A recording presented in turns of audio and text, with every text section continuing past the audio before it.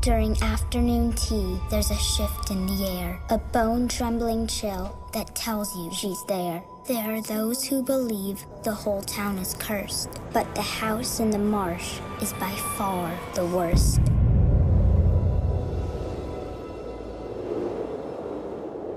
I think people are fascinated by the afterlife. Ghosts are a very interesting arena to explore, and The Woman in Black is a classic ghost story. Arthur. After the death of his wife 4 years ago, my character Arthur becomes completely detached from the world. He's a lawyer and is sent by his boss to come up to Crith and Gifford after the death of Alice Drablow. Trying to sell Eel Marsh House. He won't find a local buyer.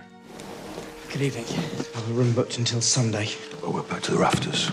It's that classic motif of somebody going into a village and being made as far from welcome as you can possibly imagine. I made it clear to your firm that there was no need for you to make the journey. It's a pleasure to meet you, Mr. Kipps.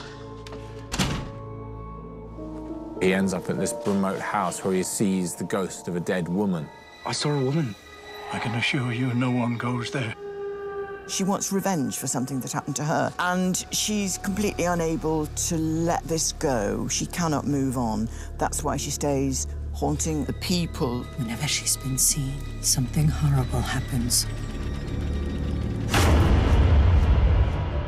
James brings a vast understanding of the thriller genre. From a cinematic point of view, I love the fact that it's about what's just creeping into the edges of the frame. If you close your eyes or if you blink, are they there? Is the woman in black there? Is there something creeping out of the darkness? Who's there? And I think as a filmmaker, that's a wonderful thing to explore. Daniel, he's got to hold this thing on his own. He's the protagonist. You see it through him. He's well capable of taking on that responsibility. Dan is an absolute delight to work with. He is so focused, and he's just a brilliant actor to direct. Sometimes I just feel she's there, in the room, trying to reach me. The Woman in Black was just a terrific piece of storytelling. Susan Hill's novel is just wonderful. If we open the door to superstition, where does that lead? It's a great story. It's unsettling and frightening.